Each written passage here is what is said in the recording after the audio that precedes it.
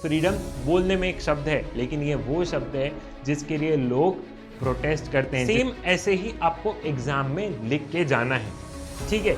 ये same flow chart या same ऐसे ही लिख के जाओगे, ट्रस्ट मी, आपके पूरे नंबर लाने से कोई भी नहीं रोक सकता। ये सिद्धार्थ का वादा है। जो मैं पढ़ाऊंगा, जो मैं समझाऊंगा, उसको अगर बहुत ध्यान से कर लिया तो ट्रस्ट मी, ये मेरी गारंटी है। मैं ऑन पेपर आपको लिख के दे सकता हूं कि आपको पूरे पूरे नंबर आने वाले हैं।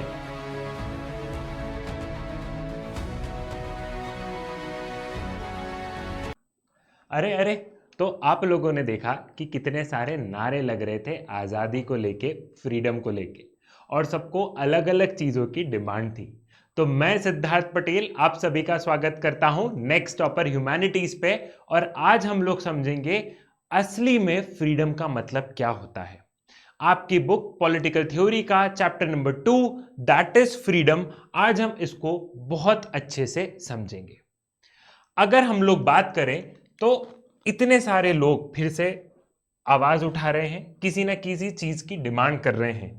फ्रीडम वाला शब्द हमने बहुत बार सुना है, अपने देश की आजादी की लड़ाई में सुना है हमने, और भी बहुत सारी जगह पे, जैसे कि आप अपने घर पे भी, मुझे आजादी चाहिए मम्मी, मुझे कहीं पे जाना है। ये तमाम तरीके की चीजें हम लोगों ने बहुत बार सुनी है। तो वक्त है जरा फ्रीडम को बहुत ध्यान से समझने का।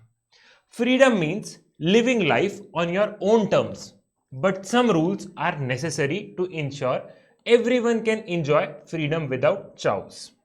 It's about balancing personal liberty with social responsibility. Freedom मतलब ये होता है, अगर मैं आसान भाषा में कहूं, कि आप अपना जीवन अपने हिसाब से जी रहे हैं, तो वो आपके लिए क्या हो गया, वो हो गया आपके लिए फ्रीडम। लेकिन अगर मैं कह दूं कि आप अपना जीवन अपने हिसाब से जियो, तो आप तो कल को जाके किसी को भी थप्पड़ भी मार के आ जाओगे। मार सकते हो ना। अगर मैंने बोल दिया कि राजू भाई, बबलू, सोनू, मिंटू, चिंकी, जाओ अपना जीवन अपने हिसाब से जी लो, तो तुम लोग अपना ग्रुप बना के आज तो हो जाए कंबल कुटाई, किसी को भी मार दोगे। तो फ्रीडम में क्या है, फ्रीडम में हमें थोड़े से रेस्ट्रिक्शंस भी जरूरी है, कुछ रूल्स भी जरूरी है, अगर फ्रीडम को बहुत अच्छे से एंजॉय करना है तो। इसी को हम थोड़े से एग्जाम्पल से समझते हैं। इस स्लाइड को बहुत ध्यान से देखो। इस स्लाइड में हम लोग ये देख रहे हैं कि अगर ट्रैफिक सिग्नल ना हो तो दो कार आपस में ठुक जा रही है यहां पे, या प्रॉपर मैनेजमेंट ना हो तो दो कार का एक्सीडेंट हो गया। वही अगर ट्रैफिक सिग्नल है तो यहां पे हम लोग देख रहे हैं कि प्रॉपर कार का मूवमेंट हो रहा है भैया। तो हमने रूल बनाया है, हमने कुछ सेफ्टी को रिलेटेड कुछ रूल्स बनाए हैं। रूल्स जरूरी है। रूल्स क्यों जरूरी है? रूल्स इसलिए जरूरी है ताकि हम हमारी फ्रीडम को एंजॉय कर पाए। तो यहां पे अगर बहुत ध्यान से समझोगे, जो कि आपको आगे भी समझ में आएगा, दो मतलब निकल रहे हैं। Freedom means living life on your own, ये पहला पॉइंट हो गया कि आप अपना जीवन अपने हिसाब से जी रहे हो, लेकिन कुछ रूल्स जरूर रहेंगे। वो रूल्स इसलिए जरूरी है ताकि अगर वो रूल्स नहीं हुए तो समाज में क्या हो जाएगा, समाज में चॉइस क्रिएट हो जाएगा, कहीं ना कहीं एक इनस्टेबिलिटी हमें देखने को मिलेगी। ठीक है। It's about balancing personal liberty with social responsibility. Balancing personal liberty मतलब क्या है? बैलेंसिंग पर्सनल लिबर्टी मतलब यह है कि आपकी जो अपनी आजादी है उसको बैलेंस करना, साथ ही साथ समाज के प्रति, इस सोसाइटी के प्रति भी आपका कुछ दायित्व है, हमें उसे भी समझना है। एक छोटे से एग्जांपल से फिर से समझते हैं कि आपको आपके घर में पूरी आजादी है कि आपको क्या करना है क्या नहीं करना। आपके पेरेंट्स ने आपको पूरी आजादी दे दी कि बेटा जो तुझे करना हो, जो तुझे बनना हो वो तू बन सकता है। ठीक है गोलू भाई, जो तुमको बनना है वो तुम बन सकते हो। लेकिन इसका मतलब ये नहीं है कि तुम लोग दिन भर फोन ही चलाते रहो, इंस्टाग्राम की रील ही स्क्रॉल करते रहो और जो भी ट्रेंडिंग में जो सारी चीजें चल रही है वही देखते रहो। तो तुम्हें आजादी मिली है कि तुमको जो करना है वो तुम करो, लेकिन तुम्हारी सोशल रिस्पॉन्सिबिलिटी भी है, तुम्हारे परिवार के प्रति तुम्हारा कुछ दायित्व भी है, कुछ कर्तव्य भी बनता है कि मुझे, मेरे जो माता पिता मेरे लिए इतना कर रहे हैं, मुझे कहीं ना कहीं उन्हें कुछ देना भी है, कुछ करके दिखाना भी है, उनके लिए कुछ अच्छा भी करना है। क्लियर है? और इस वाली स्लाइड से और यहां पे क्लैरिटी मिल गई होगी।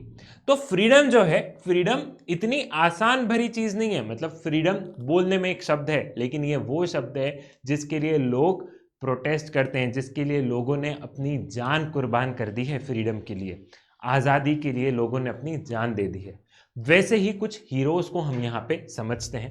सबसे पहले हम लोग बात करेंगे नेल्सन मंडेला की। ठीक है, नेल्सन मंडेला की जो किताब है वो क्या है, long walk to freedom. Nelson Mandela ने क्या किया, नेल्सन मंडेला में साउथ अफ्रीका में अपार्थाइड रिजीम के अगेंस्ट क्या किया, अपार्थाइड रिजीम के अगेंस्ट उन्होंने प्रोटेस्ट, उन्होंने उसके खिलाफ अपनी आवाज उठाई।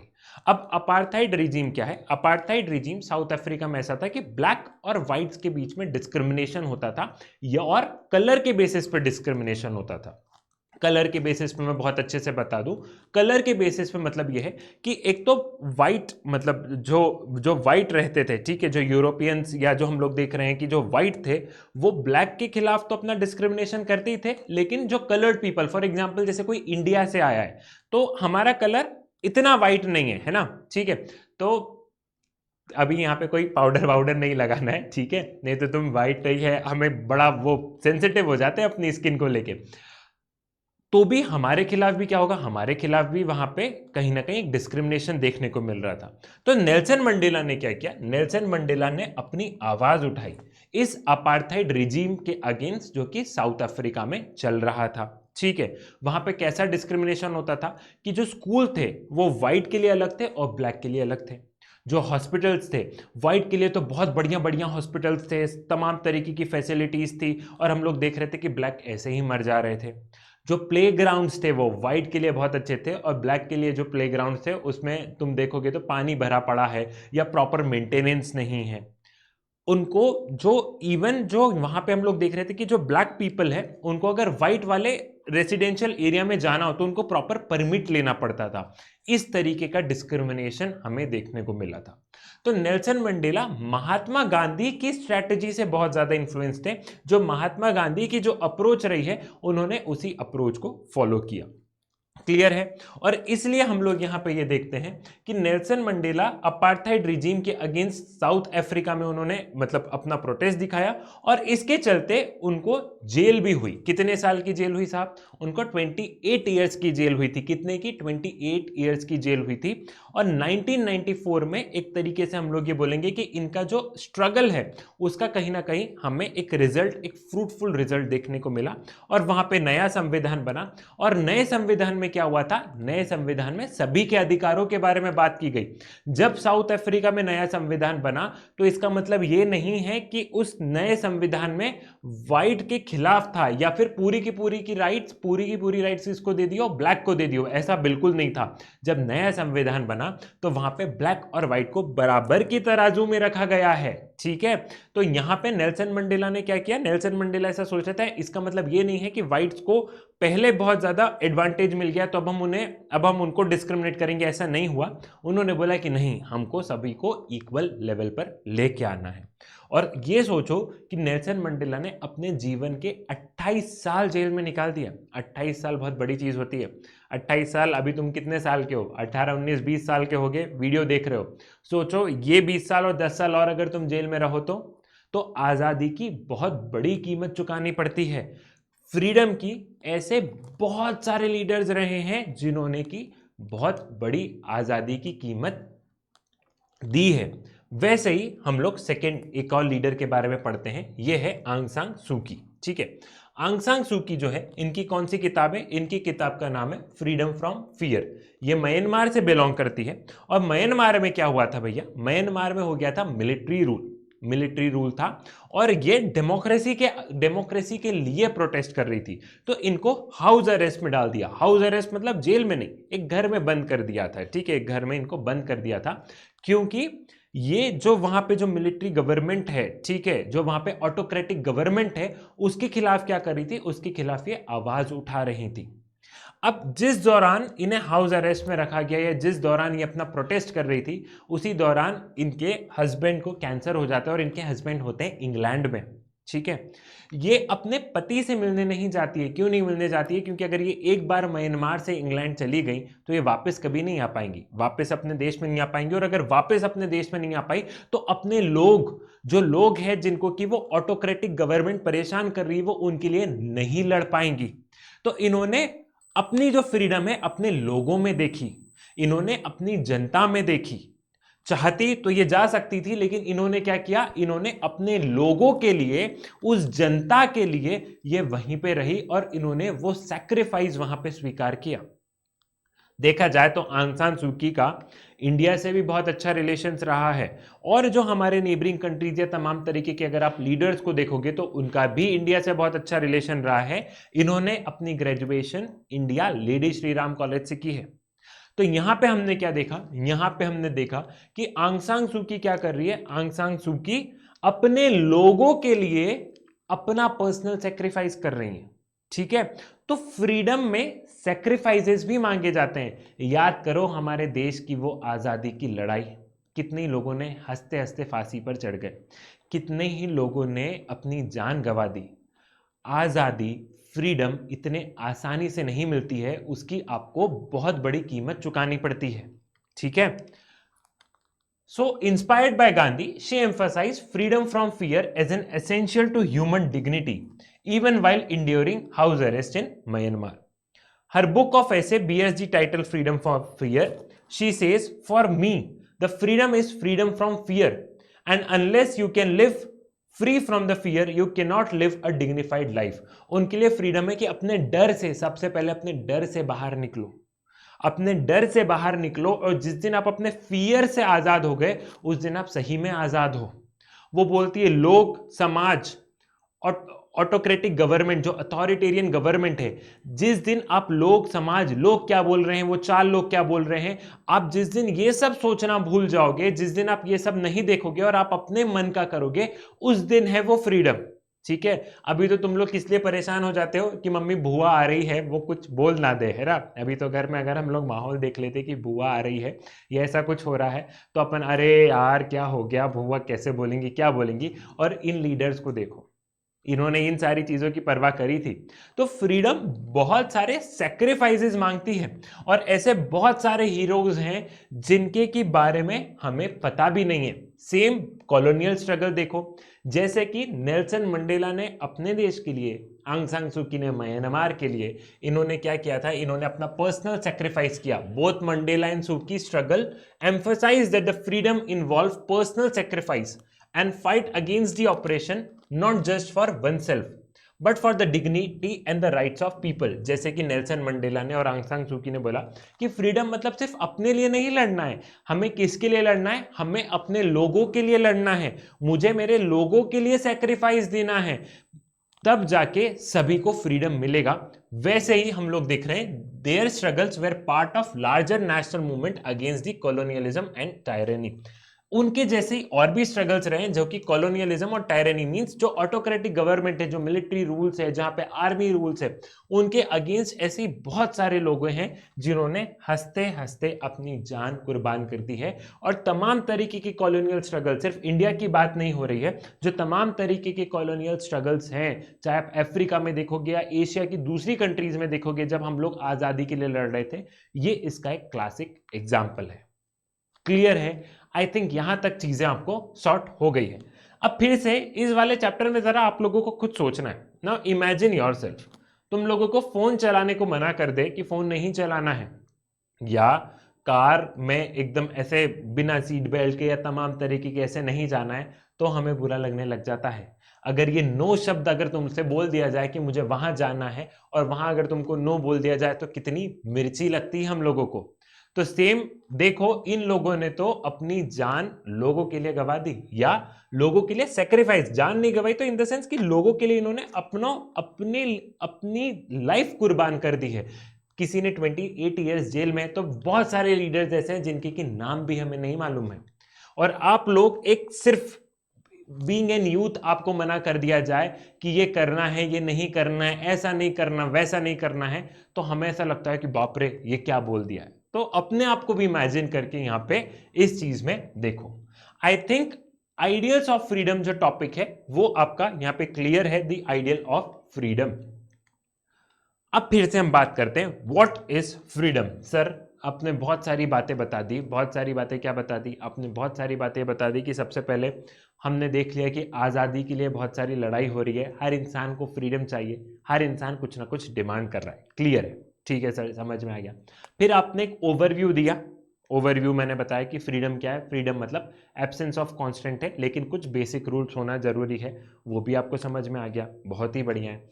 फिर हमने बात की आइडियल्स ऑफ फ्रीडम की, उसमें हमने बात की नेल्सन मंडेला की, फिर हमने बात की आंग सान सू की। फिर हम लोगों ने देखा कि ऐसे ही कॉलोनियल स्ट्रगल्स भी बहुत सारे हुए थे, ठीक है। और फिर आपने अपने आप को देखा कि आप कहाँ पे, अगर आपको कुछ चीज सेक्रीफाइस करने के लिए बोल दी जाए तो आपको कैसा लगेगा, ठीक है। अब बहुत अच्छे से बात आती है, बहुत डिटेल में हम लोग हमारे मुद्दे पे आते हैं कि फ्रीडम आखिर है क्या। आपसे अगर कोई पूछ ले आज़ादी क्या है, तो आज़ादी मतलब ये नहीं है कि दिन भर नेटफ्लिक्स चलाते रहो, या आज़ादी मतलब ये नहीं है कि दिन भर इंस्टाग्राम चलाओ, या अपने दोस्तों से जहां मिलने जाना हो वहां चले जाओ। आखिर में आज़ादी का मतलब क्या है? Being in political science student, आपको पता होना चाहिए that what is the real meaning of freedom. तो फ्रीडम जो है, फ्रीडम इज टू डायमेंशनल। पहला क्या है? Absence of constant. सेम ऐसे ही आपको एग्जाम में लिख के जाना है, ठीक है। ये सेम फ्लो चार्ट या सेम ऐसे ही लिख के जाओगे, ट्रस्ट मी, आपके पूरे नंबर लाने से कोई भी नहीं रोक सकता। ये सिद्धार्थ का वादा है। जो मैं पढ़ाऊंगा, जो मैं समझाऊंगा, उसको अगर बहुत ध्यान से कर लिया तो ट्रस्ट मी, ये मेरी गारंटी है, मैं ऑन पेपर आपको लिख के दे सकता हूं कि आपको पूरे पूरे नंबर आने वाले हैं, ठीक है। सबसे पहले फ्रीडम का मतलब क्या है? फ्रीडम जो दो डायमेंशनल है, उसमें पहला मतलब है absence of constant. This means being free from external control, coercion और restrictions. A person is free when they make independent decision and act autonomously without any interference. तो पहला हो गया एब्सेंस ऑफ कांस्टेंट, मतलब मैं फ्री कब हूं? मैं फ्री तब हूं जब मेरे ऊपर किसी का इंटरफेयर ना हो, मैं फ्री रहूं, मुझे कोई भी टोक जोक ना करे, मुझे अपने पर्सनल स्पेयर में एकदम छोड़ दिया जाए। फॉर एन एग्जाम्पल, अगर सिद्धार्थ से पूछे कि सिद्धार्थ तुमको जीवन में क्या करना है, और सिद्धार्थ को क्या कर दिया, सिद्धार्थ ने बोल दिया कि मुझे मेरे हिसाब से कर लेने दो और मेरे ऊपर किसी ने भी रोक टोक नहीं लगाई, तो I am free. I am free. Absence of constant is a freedom, ये पहली डेफिनेशन हो गई। फ्रीडम टू डायमेंशनल है, तो पहली डेफिनेशन क्या हो गई? पहली डेफिनेशन हो गई एब्सेंस ऑफ कांस्टेंट, कि मैं आजाद हूं, मेरे ऊपर किसी भी तरीके का कोई भी रोक टोक नहीं है। क्लियर? समझ में आ गया? Second, expansion of abilities. Expansion of abilities से क्या मतलब है? Freedom also means that the opportunity to express oneself and develop one potential. A free society enable individual to pursue their interest and grow their creativity, talent and capabilities in the areas like science, arts और sports. अब इसको example से समझते हैं। पहला हो गया absence of constant, दूसरा हो गया कि एक्सपेंशन ऑफ एबिलिटीज। मैं अपनी एबिलिटीज का क्या हो रहा है? अपनी एबिलिटीज का एक्सपेंशन हो रहा है। कैसे होगा? उसी एग्जाम्पल को कंटिन्यू करते हैं। तुमने बोला, ठीक है, या मुझे मेरे पेरेंट्स ने बोला कि सिद्धार्थ तुम टोटली फ्री हो। आज सिद्धार्थ है 10 साल का, ठीक है। I am a 10 year old boy. 12 करना है, चलो 12 कर लो, ठीक है, अपन 12 कर लेते हैं। I am a 12 year old boy, ठीक है। मैं आजाद हूं, मुझे मेरे माँ बाप ने फ्री छोड़ दिया है कि सिद्धार्थ जो तुम्हें करना है वो करो। 12 साल भी छोटा हो रहा है, 15 मान लेना, ठीक है, कि सिद्धार्थ जो तुम्हें करना है वो करो। मेरी 10th पास हो गई है, 15 कर देते हैं, ठीक है। I am a 15 year old, तुम्हें जो करना है वो करो, बढ़िया। तो मेरे ऊपर क्या हो गया? मेरे ऊपर हो गया एब्सेंस ऑफ कांस्टेंट। लेकिन एक्सपेंशन ऑफ एबिलिटीज, जब तक मुझे मेरे माँ बाप एक अच्छे कॉलेज में नहीं डालते हैं, जब तक मेरे माँ बाप मुझे एक अच्छे स्कूल से 11वीं 12वीं नहीं करवाते हैं, जब तक मेरे माँ बाप मुझे बेसिक एजुकेशन नहीं दिलवाते, मैं कैसे अपनी फ्रीडम को एंजॉय कर पाऊंगा? मैं कैसे चॉइसेस, मैं कैसे अवेलेबल ऑप्शंस में जो अवेलेबल चॉइसेस है उसमें से बेस्ट कैसे पिक करूंगा? मान लो तुम एक बच्चे को तुमने खाली छोड़ दिया एक कमरे में और उसे बोल दिया कि बेटा जो तुझे अपने भविष्य में करना है वो तू कर। वो मस्त बैठा है, फोन चला रहा है, बच्चे को क्या मालूम है क्या अच्छा और क्या बुरा है। अगर उसके माँ बाप बोलेंगे कि नहीं, तुझे जो स्ट्रीम लेनी है, साइंस लेना है साइंस ले, ह्यूमैनिटीज लेना है ह्यूमैनिटीज ले, कॉमर्स लेना है कॉमर्स ले, ले ली, बहुत बढ़िया है, ह्यूमैनिटीज ले ली, ठीक है। ह्यूमैनिटीज लेने के बाद जब माँ बाप बोलेंगे कि नहीं इस कॉलेज में डाल, दिल्ली यूनिवर्सिटी का सोच, कोई सेंट्रल यूनिवर्सिटी का सोच, XYZ कॉलेज में जा, वो कोर्स कर, लिबरल आर्ट्स कर, BA पॉलिटिकल साइंस ऑनर्स कर, सिविल सर्विसेज की तैयारी कर। तो जब वो मुझे पढ़ाएंगे लिखाएंगे तभी तो मैं चॉइसेस क्रिएट कर पाऊंगा, तभी तो मैं अपनी एबिलिटीज को, तभी तो मैं अपने आप को डेवलप कर पाऊंगा। और जब मैं अपने आप को डेवलप कर पाऊंगा तभी तो मैं चॉइसेस, तभी तो मैं अवेलेबल ऑप्शंस और तभी तो मैं जितनी भी चॉइसेस है उसमें से किसी बेस्ट चॉइस को पिक करूंगा।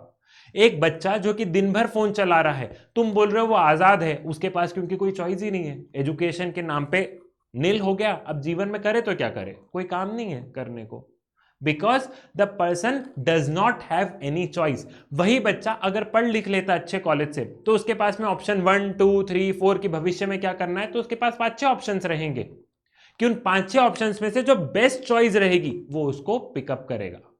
तो फ्रीडम 2 डायमेंशनल होती है, पहला होता है एब्सेंस ऑफ कॉन्स्टेंट, दूसरा होता है एक्सपेंशन ऑफ एबिलिटीज। आप कैपेबिलिटीज बढ़ाओ किसी भी बच्चे की, चाहे वो साइंस को लेके हो, आर्ट्स को लेके हो, स्पोर्ट्स को लेके हो, उसके टैलेंट्स को वहां पे ग्रो करने का समय दो। और जब आप उसे टैलेंट और ये सारी चीजें ग्रो करने का समय दोगे तभी तो वो अपनी रियल फ्रीडम को एंजॉय कर पाएगा। समझ पा रहे हो मैं क्या कह रहा हूं?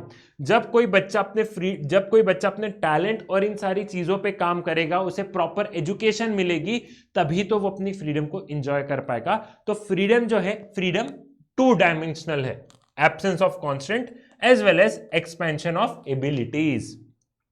No individual in society can hope to enjoy total absence of any kind of constant or restrictions. It becomes necessary then to determine which social constraints are justified and which are not. अब यहां पे क्या बोला गया है, यहां पे बोला गया है कि कोई भी इंडिविजुअल, इस समाज का कोई भी individual, me you including your parents, ऐसा कोई भी इंसान नहीं है जिसके के ऊपर किसी भी तरीके का कोई कांस्टेंट ना हो। हर इंसान कहीं ना कहीं बंधा हुआ है, ठीक है। कोई आपके पापा ऑफिस जा रहे हैं तो वो ऑफिस के रूल्स रेगुलेशन से बंधे हुए हैं, वहां के टारगेट से बंधे हुए हैं। आप हो तो आप अपने होमवर्क, अपनी पढ़ाई, उन सारी चीजों से लेके बंधे हुए हो। आपकी मम्मी है तो आपकी मम्मी अगर हाउसवाइफ है, अगर मान लो हाउसवाइफ है, तो वो अपने घर परिवार से बंधी हुई है कि मुझे ये काम करना है, मेरे बेटे का टिफिन बनाना है। चाहे तो आपकी मम्मी बोल देना मैं तो आज सोऊंगी, मुझे खाना बनाना ही नहीं है। तो यहां पे बात ये की गई है कि इस समाज में जितने भी लोग रह रहे हैं उसमें कोई भी व्यक्ति ये नहीं बोल सकता है, कोई भी इंसान ये नहीं बोल सकता है कि मेरे ऊपर तो किसी भी तरीके का कोई प्रेशर नहीं है या मेरे ऊपर तो किसी भी तरीके का कोई भी दबाव नहीं है। हर व्यक्ति, हर इंडिविजुअल सोशल कांस्टेंट, ठीक है, कहीं ना कहीं क्या हो रहा है, सोशल कांस्टेंट, समाज के द्वारा बनाए गए कुछ नियम कायदे कानून से वो बंधा हुआ है। क्लियर है? अब हमें तय ये करना है कि जो समाज ने जो नियम कायदे कानून बनाए हैं या जो सरकार ने जो नियम कायदे कानून बनाए हैं, जो सोशल कांस्टेंट समाज या सरकार ने कुछ कांस्टेंट या सरकार ने कुछ रूल्स रेगुलेशंस बनाए हैं, तो वो कितने सही है या नहीं है, वो डिबेट का मुद्दा है। आप कभी भी ये डिबेट नहीं कर सकते हो कि मुझे तो एकदम अकेला छोड़ दो, it is impossible.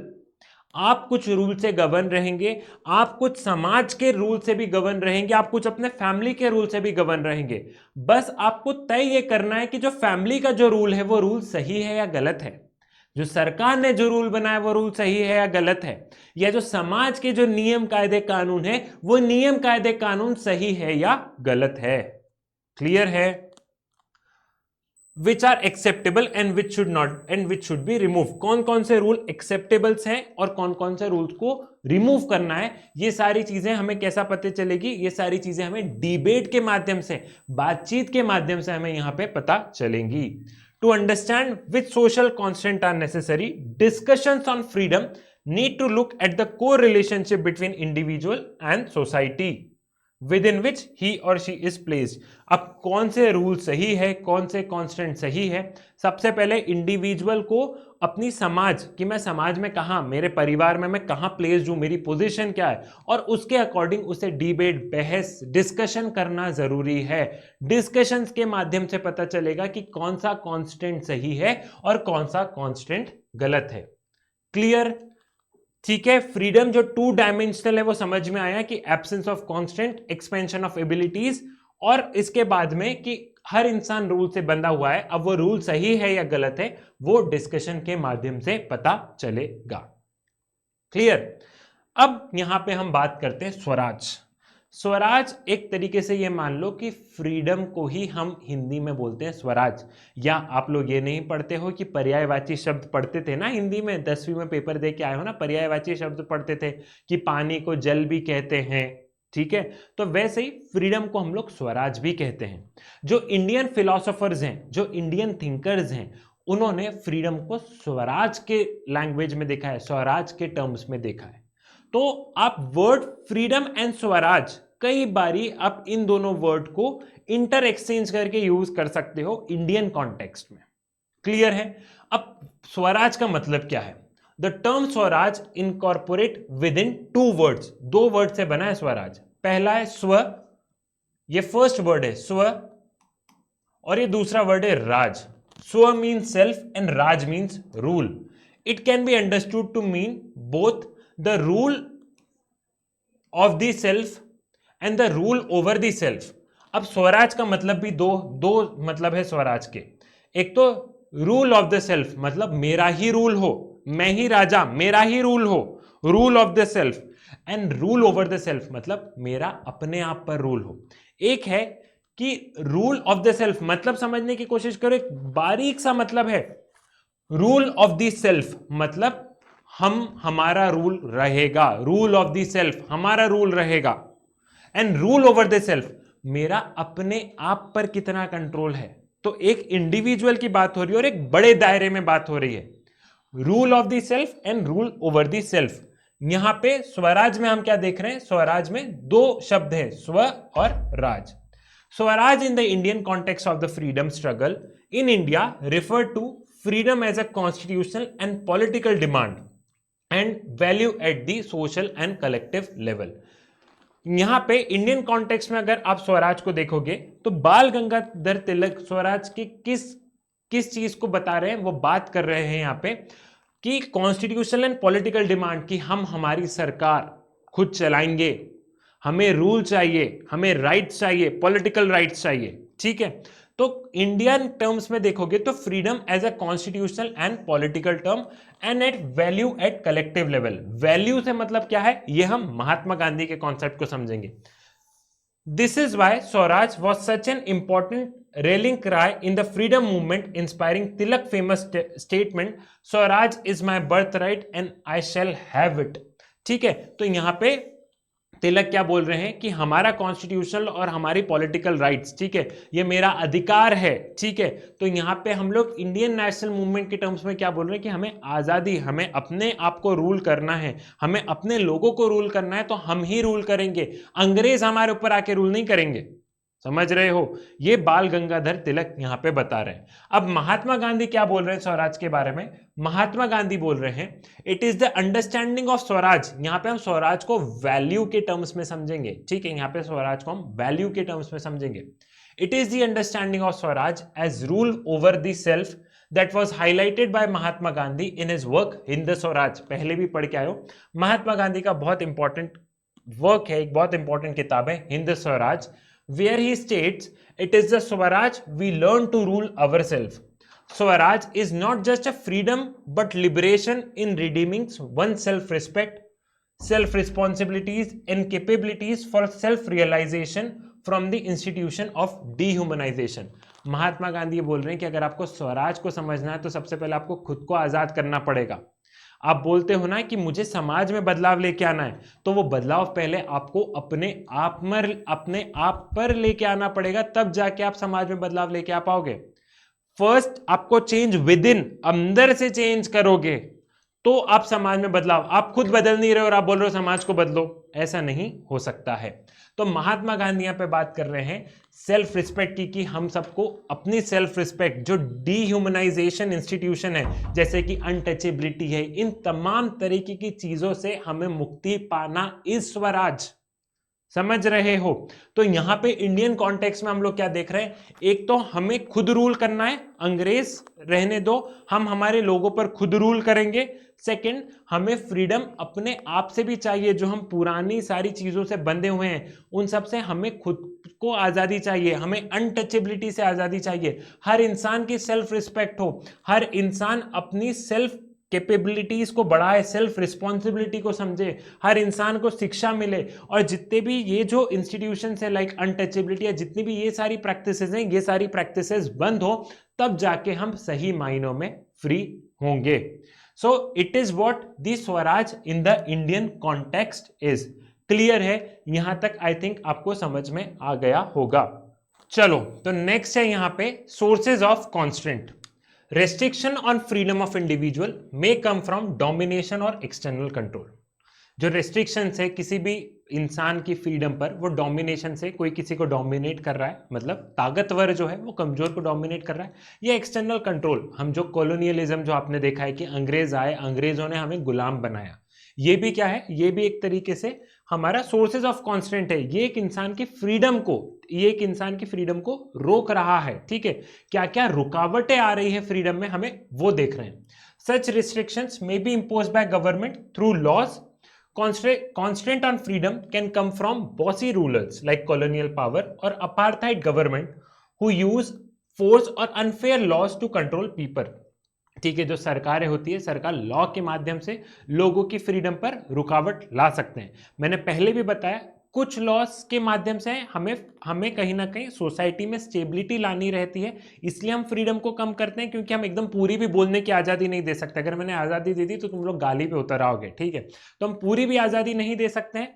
At the same time हमको इतना भी किसी इंसान की फ्रीडम को नहीं रोकना है, इतना भी किसी इंसान की फ्रीडम को कर्टेल नहीं करना है कि वो इंसान पूरा दब दब के मर जाए. ठीक है, जैसे कि हमने अपार्थाइड रिजीम्स में देखा था, अभी मैंने आपको थोड़ी देर पहले नेल्सन मंडेला वाली कहानी बताई, या जो कॉलोनियल पावर की भी जो हमने बात करी, वहां पे क्या हुआ था, वहां पे अनफेयर लॉ से जानबूझ के वो लोगों की आवाज को कुचल रहे थे.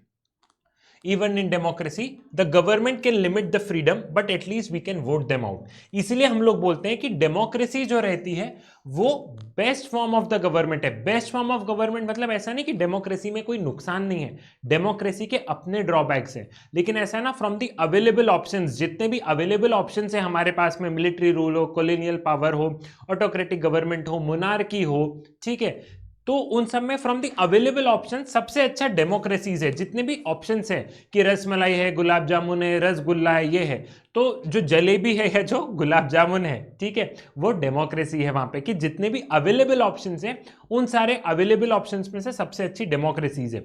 डेमोक्रेसी में क्या होता है कि अगर सरकार कोई ऐसे कानून से अपनी फ्रीडम को, मतलब इंसान की फ्रीडम को कर्टेल भी कर रही है, तो हम लोग क्या करेंगे, अगले 5 साल में उनको हरा देंगे. जब भी चुनाव होंगे तब हम लोग क्या करेंगे, तब हम लोग दूसरी पॉलिटिकल पार्टी को वोट देके आ जाएंगे.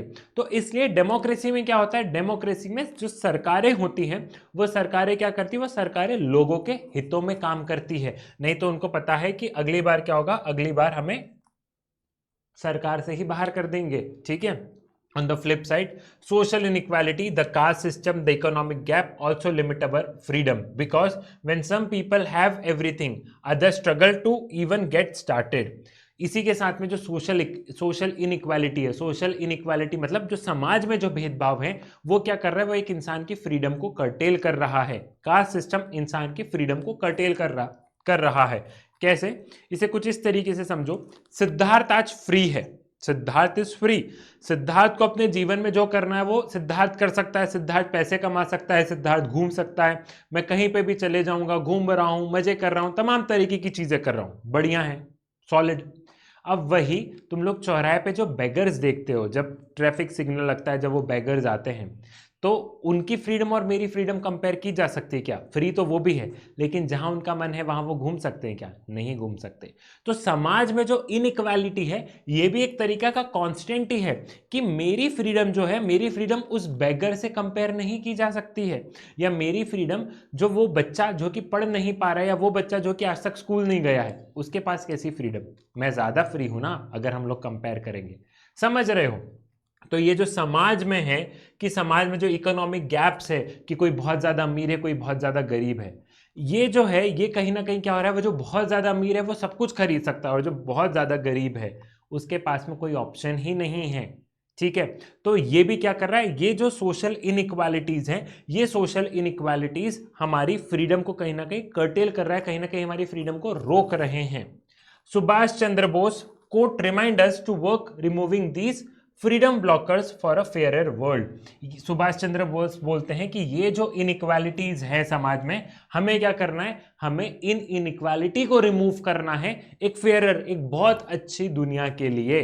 ठीक है, हम थोड़ा सा यहाँ पे समझ ही लेते हैं कि सुभाष चंद्र बोस ने क्या बोला है, वो अभी थोड़ा सा आपको यहाँ पे आगे समझ में आएगा। ठीक है, so why do we need a constant? हमें सबसे पहले कांस्टेंट क्यों चाहिए, कांस्टेंट की जरूरत क्या है?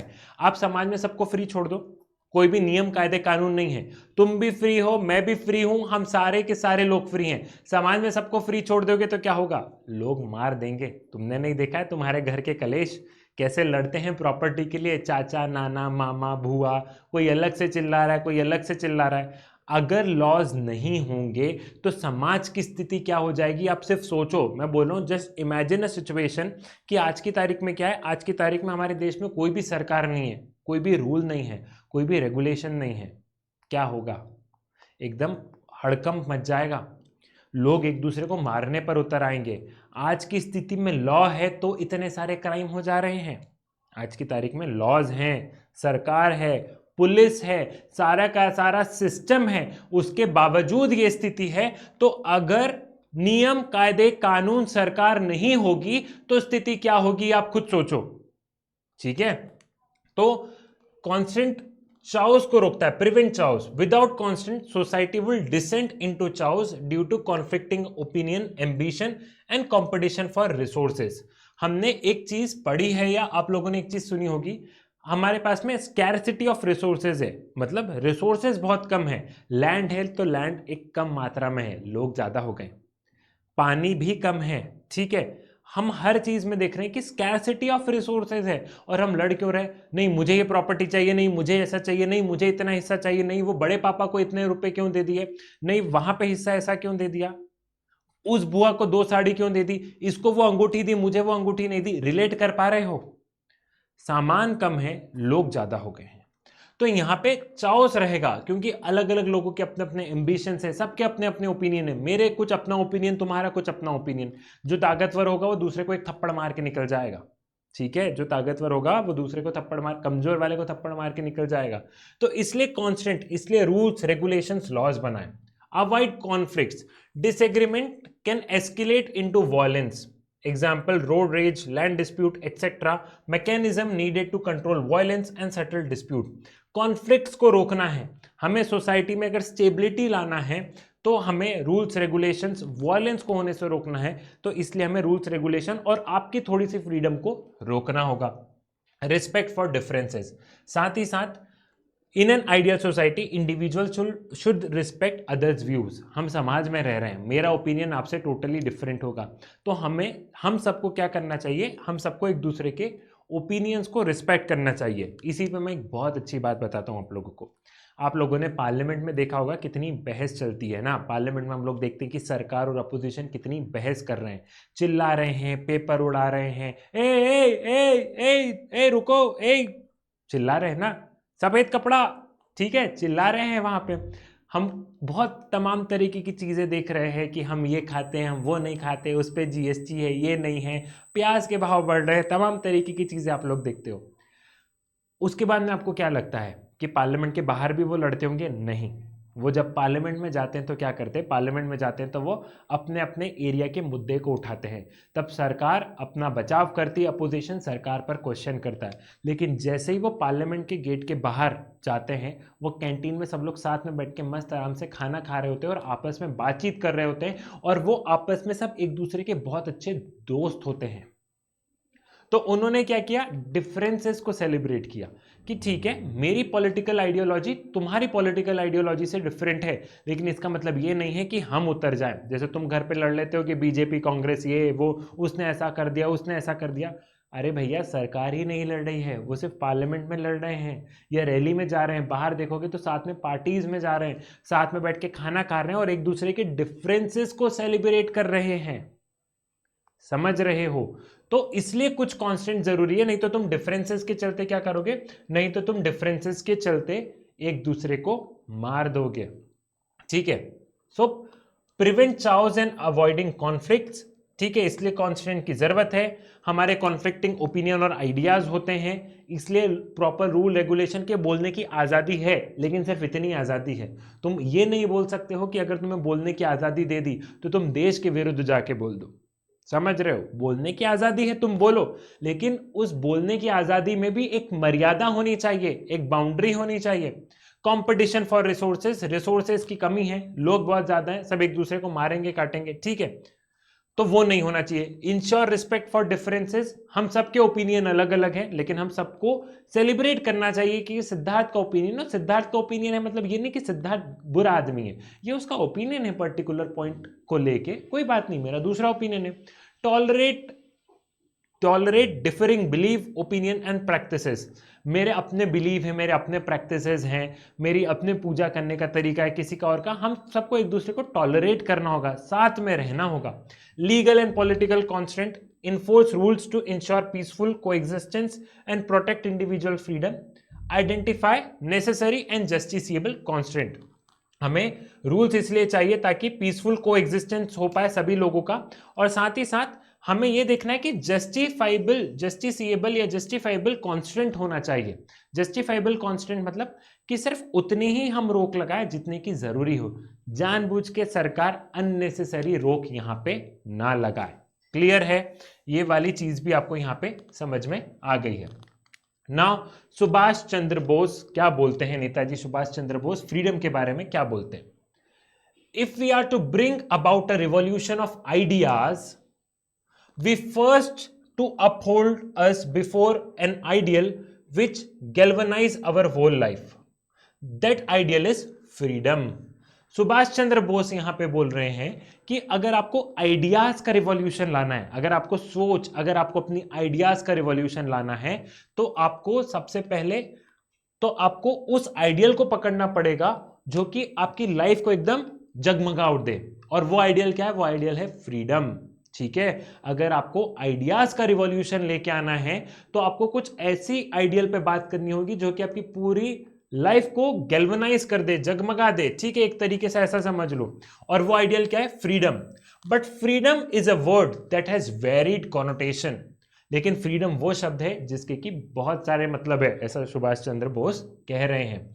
And even in our country the conception of freedom has undergone a process of evolution. और साथ ही साथ अगर हम हमारे देश की भी बात करें, भारत की भी बात करें, तो फ्रीडम का मतलब अलग अलग समय पे अलग अलग हुआ है। आज से कुछ साल पहले हमारे लिए फ्रीडम का मतलब था अंग्रेजों से आज़ादी, आज हमारे लिए फ्रीडम का मतलब होगा गरीबी से आज़ादी, आज हमारे लिए फ्रीडम का मतलब होगा अनएम्प्लॉयमेंट से आज़ादी। तो समय के अनुसार फ्रीडम का मतलब बदला है कि नहीं बदला है? तो सेम यहाँ पे नेताजी सुभाष चंद्र बोस बोल रहे हैं that the conception of freedom has undergone a process of evolution. By freedom I mean, freedom से सुभाष चंद्र बोस का मतलब है all round freedom, freedom for individual as well as freedom for society, freedom for the rich as well as freedom for the poor. वो बोल रहे हैं freedom का मतलब है कि सबके लिए फ्रीडम, फ्रीडम एक इंसान के लिए भी हो, फ्रीडम एक समाज के लिए भी हो, एक इंसान भी अपने लिए कुछ करने के लिए फ्री हो, साथ ही साथ समाज में भी हम लोग गरीबी, भूखमरी, तमाम तरीके की चीजें ना देखें, एक अमीर भी फ्री हो और एक गरीब भी फ्री हो।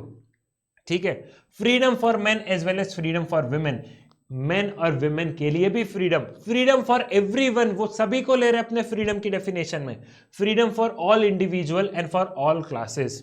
This freedom implies not only emancipation from political bondage but also equal distribution of wealth. वो बोल रहे हैं कि फ्रीडम सभी के लिए, और फ्रीडम मतलब ये नहीं है कि हमको अंग्रेजों से आज़ादी, या फ्रीडम मतलब सिर्फ इतना ही नहीं है कि जो सरकार है हमें उससे आज़ादी मिले। फ्रीडम मतलब यह है कि उस पॉलिटिकल बाउंड्री से बाहर जाके भी देखो। फ्रीडम मतलब यह है कि अमीर और गरीब लगभग लगभग सब बराबर पे आ जाए। ठीक है, equal distribution of wealth, abolition of caste barriers, social inequities and destruction of communalism and religious intolerance.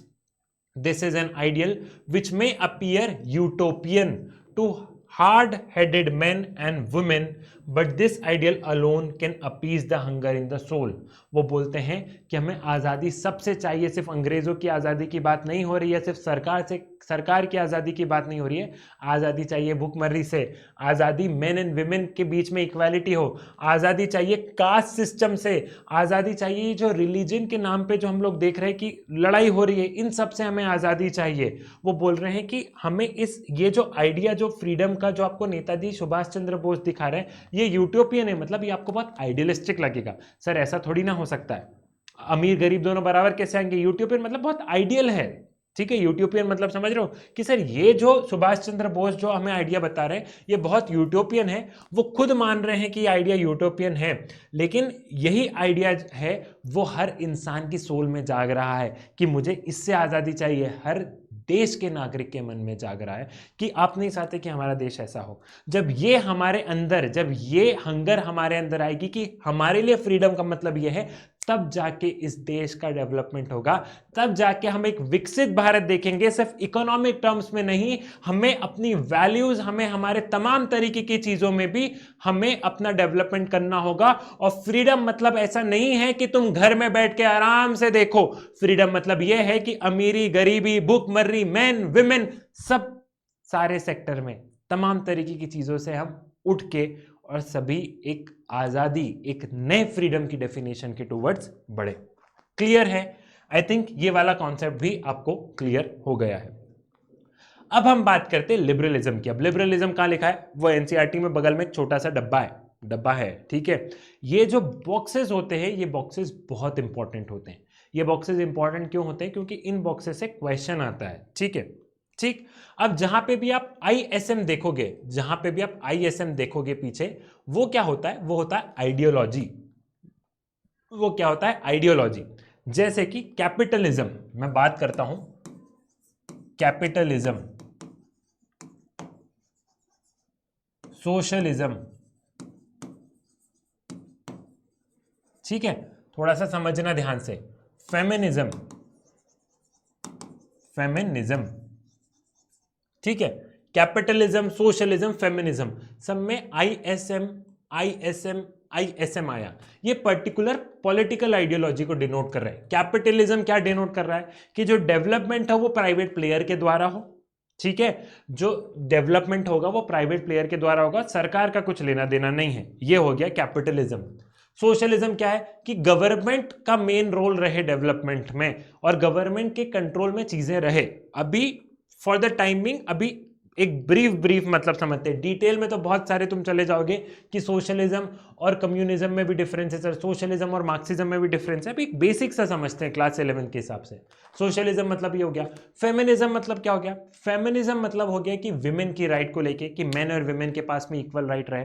तो जहां पे भी आईएसएम देखते हो आप पॉलिटिकल साइंस में, इट डिनोट्स एन आइडियोलॉजी, एक पर्टिकुलर आइडियोलॉजी को डिनोट कर रहा है आईएसएम। क्लियर है? तो वैसे ही यहां पे हम लोग क्या देख रहे हैं? यहां पे हम लोग लिबरलिज्म देख रहे हैं। तो लिबरलिज्म भी एक पर्टिकुलर आइडियोलॉजी को डिनोट कर रहा है। ये आइडियोलॉजी क्या है? ये आइडियोलॉजी टॉलरेंस, इंडिविजुअल की बात कर रही है।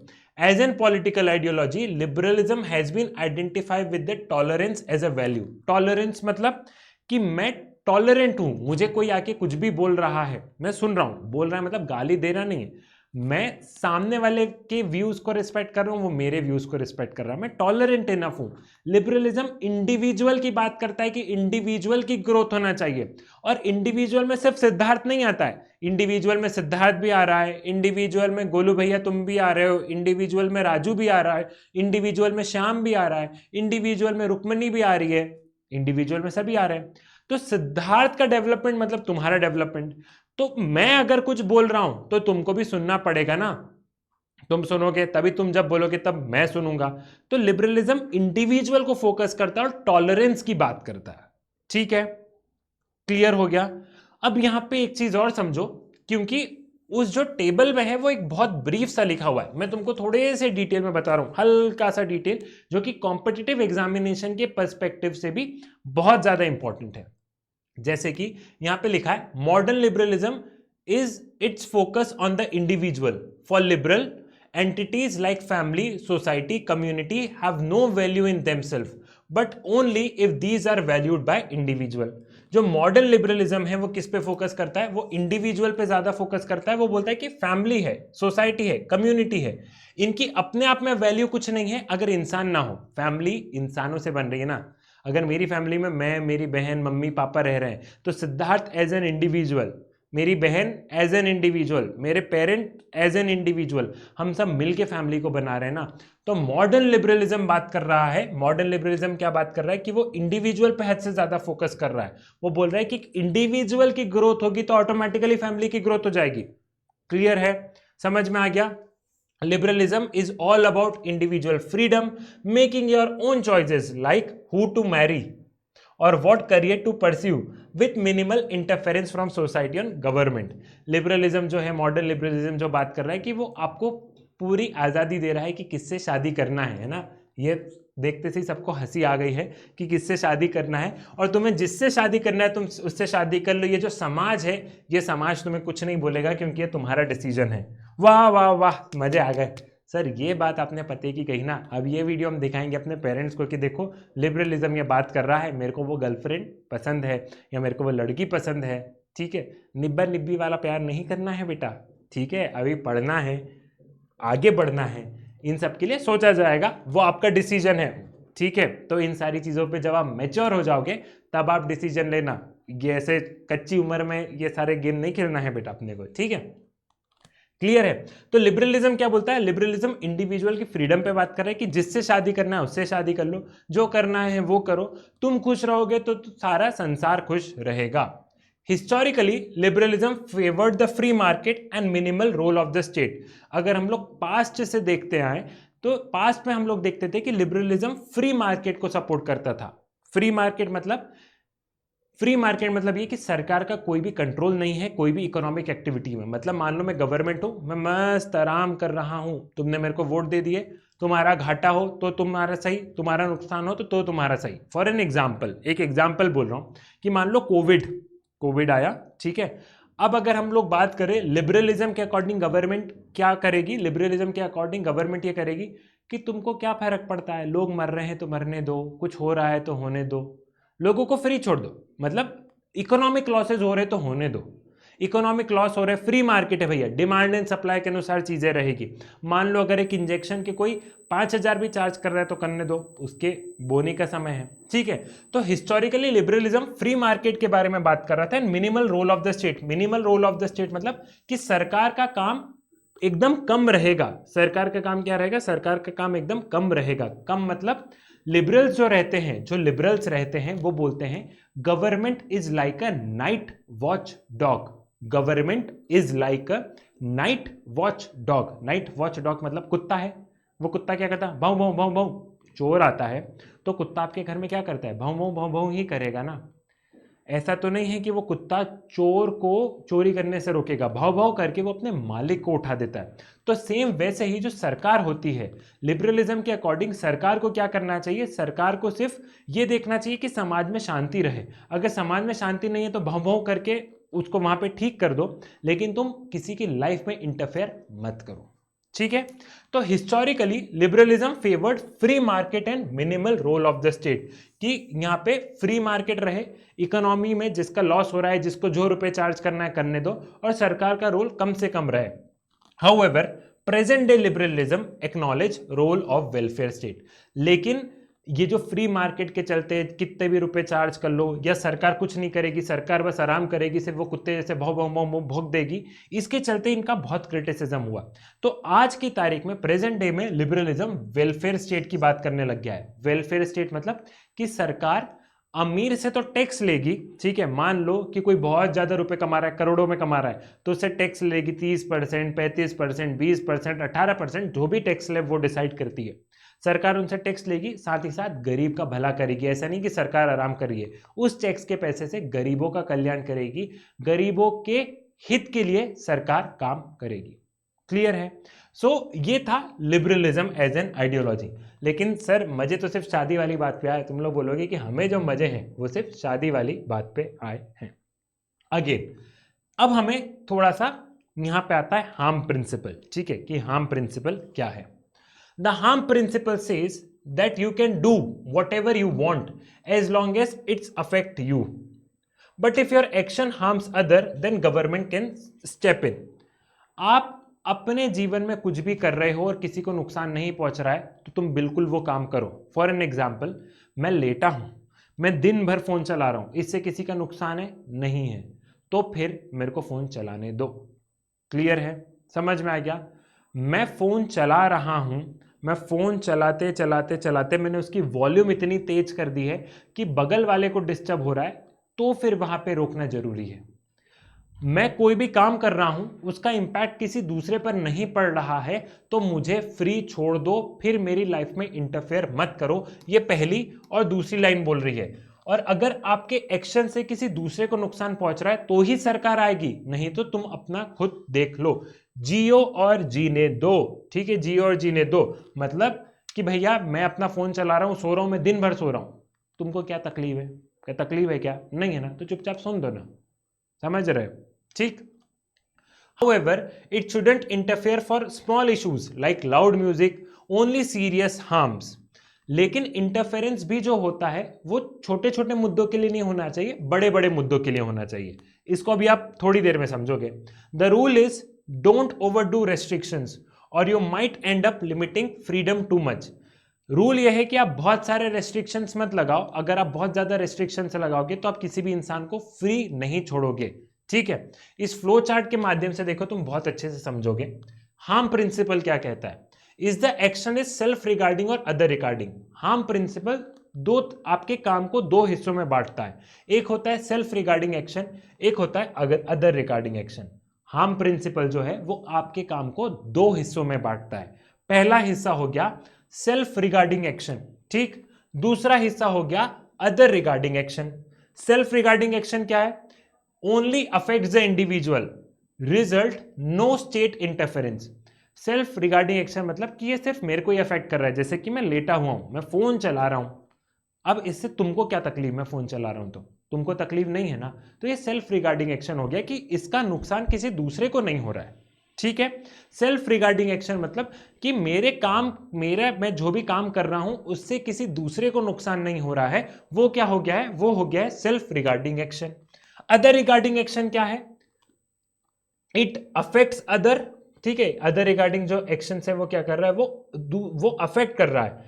Does the action cause harm? वो किसी दूसरे को अफेक्ट कर रहा है तो क्या हो रहा है? तो वो हार्म क्रिएट कर रहा है. ठीक है. अब दो तरीके के हार्म होते हैं, एक होता है माइनर हार्म और एक होता है serious harm. Harm that does not have significant impact or other result social disapproval only and no legal punishment.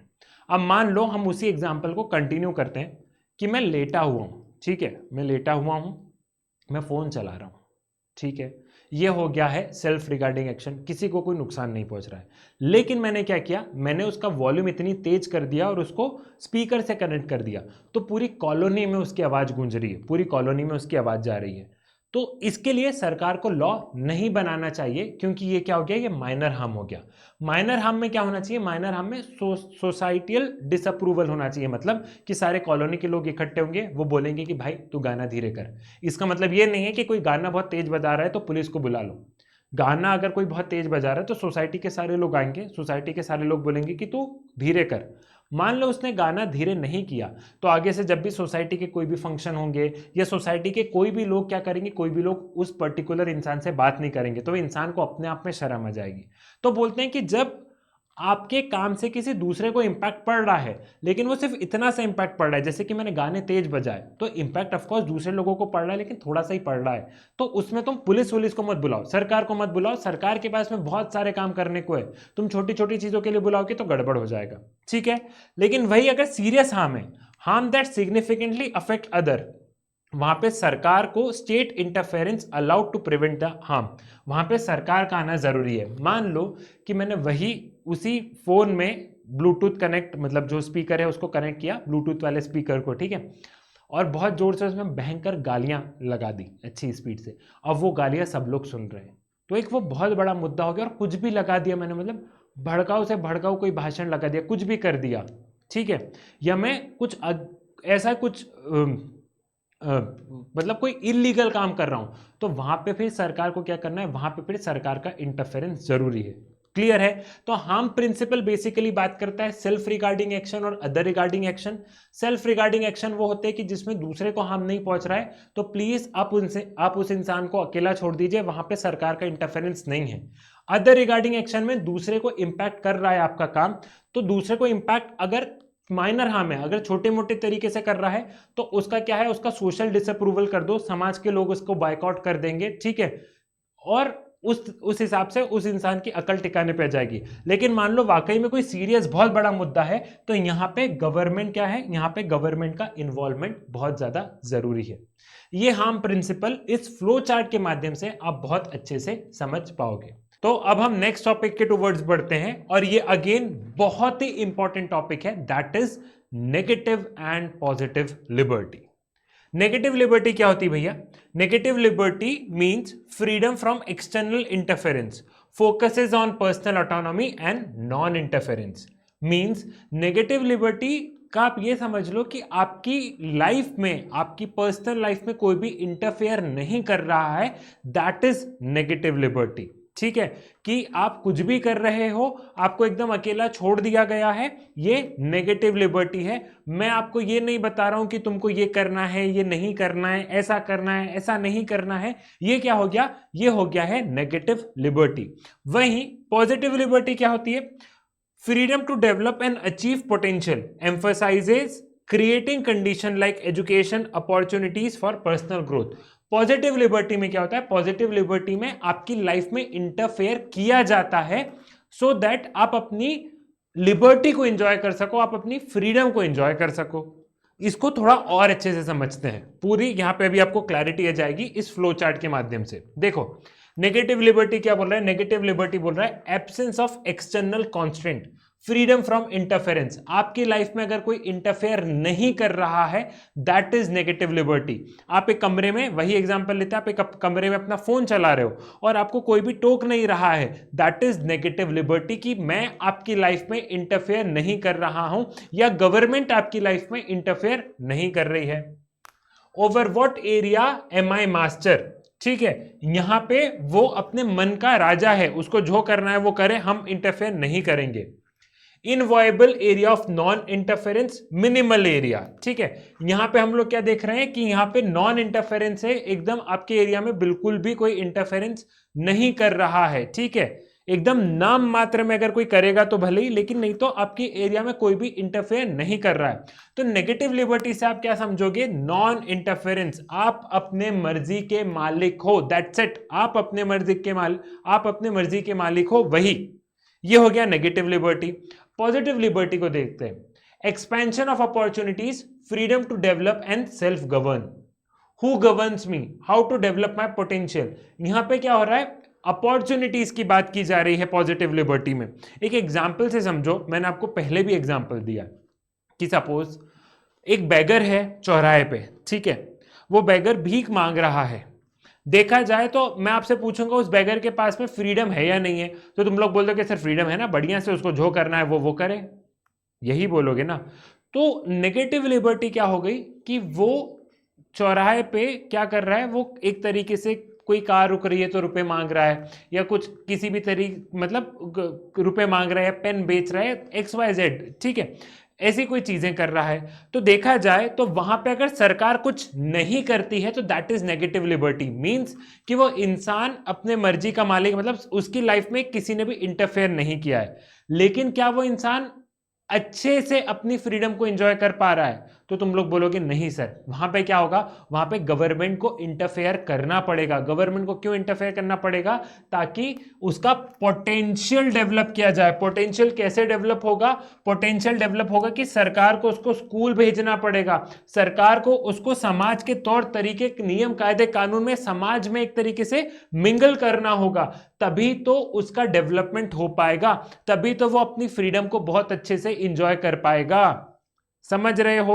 Negative liberty मतलब क्या हो गया है? नेगेटिव लिबर्टी मतलब यह है कि आपकी लाइफ में अगर कोई इंटरफेयर नहीं कर रहा है, आपकी लाइफ में अगर गवर्नमेंट इंटरफेयर नहीं कर रही है, तो दैट इज नेगेटिव लिबर्टी, कि आप अपने मर्जी के मालिक हो, आपको जो करना है आप वो करो। पॉजिटिव लिबर्टी क्या हो गया कि गवर्नमेंट आपकी लाइफ में इंटरफेयर कर रही है सो दैट आप अपने फ्रीडम को एंजॉय कर सको। फिर से बोल रहा हूं, पॉजिटिव लिबर्टी का मतलब ये हो गया कि गवर्नमेंट आपकी लाइफ में इंटरफेयर कर रही है सो दैट आप अपनी फ्रीडम को एंजॉय कर सको। गवर्नमेंट कैसे इंटरफेयर कर रही है भैया आपकी लाइफ में? गवर्नमेंट आपको compulsory education from 6 year to 14 years तक कंपलसरी एजुकेशन है इंडिया में। तो आप अपनी मर्जी के मालिक नहीं हो, तुमको स्कूल जाना है, कंपलसरी एजुकेशन है, तुमको स्कूल जाना है। तो गवर्नमेंट जबरदस्ती स्कूल भेज रही है। क्यों भेज रही है? सो दैट आप अपने फ्रीडम को एंजॉय कर पाओ। आप अपने फ्रीडम क्या है, बहुत सारे चॉइसेस होने चाहिए ना आपके पास में। अब किसी इंसान के पास चॉइस ही नहीं है, कोई ऑप्शन ही नहीं है, तो उसको हम फ्री कैसे बोलेंगे? जो बैगर है, जो हमें वहां पे दिख रहा है चौराहे पे, उसके पास में कोई चॉइस ही नहीं है वो, तो आप कैसे बोलोगे कि उसकी फ्रीडम है? उसका फ्रीडम आप अपने फ्रीडम से कंपेयर कर ही नहीं सकते हो। तो पॉजिटिव लिबर्टी मींस क्या होता है कि यहां पे इंटरफेरेंस होगा, यहां पे सरकार इंटरफेयर करेगी, लेकिन क्यों इंटरफेयर करेगी? सो दैट वो आपके फ्रीडम को, सो दैट आपकी वो लिबर्टी को इनहैंस कर सके। समझ में आया? क्लियर हुआ? इन दोनों का की डिफरेंस क्या है? Negative liberty protects individual space while positive liberty ensure empowerment and opportunity for self realization।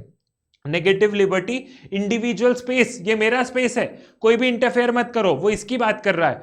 वहीं पॉजिटिव लिबर्टी क्या बात कर रहा है? पॉजिटिव लिबर्टी इंपावर कर रहा है, मुझे एजुकेशन के माध्यम से इंपावर हो रहा हूं।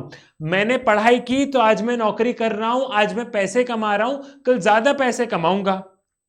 एम्पावर्ड, ठीक है। And opportunities for self realisation, साथ ही साथ मैं जॉब कर रहा हूं, मैंने पढ़ाई की है, सेल्फ रियलाइजेशन, जीवन में क्या करना है क्या नहीं करना है, एम्पल अमाउंट ऑफ अपॉर्चुनिटी आ रही है। मान लो अगर मुझे शिक्षा मिली ही नहीं होती है, तो आज जो मैं फ्रीडम एंजॉय कर रहा हूं वो फ्रीडम में एंजॉय कर पाता क्या? नहीं कर पाता ना। तो यही है नेगेटिव और पॉजिटिव। इसीलिए यहां पे ये फोटो लगाई कि यहां पे एक लड़की फोन चला रही है, इसको कोई रोक नहीं रहा है, नेगेटिव लिबर्टी। लेकिन यहां बच्चा स्कूल जा रहा है, उसको पढ़ने के लिए मजबूर किया जा रहा है। समझो इस फोटो को देख के, तो वो क्या कर रहा है? वो पॉजिटिव लिबर्टी है। वो क्या है? वो पॉजिटिव लिबर्टी का कॉन्सेप्ट है। क्लियर है? एक और एग्जाम्पल समझते हैं। नेगेटिव लिबर्टी इज लाइक, एक example is like when your mother doesn't bother you while you watch your favorite series। ठीक है, यहां पे एक बच्चा अपनी फेवरेट सीरीज देख रहा है और यहां पे उसकी मम्मी ने क्या किया? उसकी मम्मी उसको रोक नहीं रही है, तुझे जो लगे वो कर। कब तक बोले? आखिर सुबह से हो गई, शाम हो गई, पापा से बोल दिया, कब तक बोले कि पढ़ पढ़ पढ़ पढ़, पढ़ता ही नहीं है। तो आपको क्या कर दिया? आपको अपने अपने स्पेस में फ्री छोड़ दिया।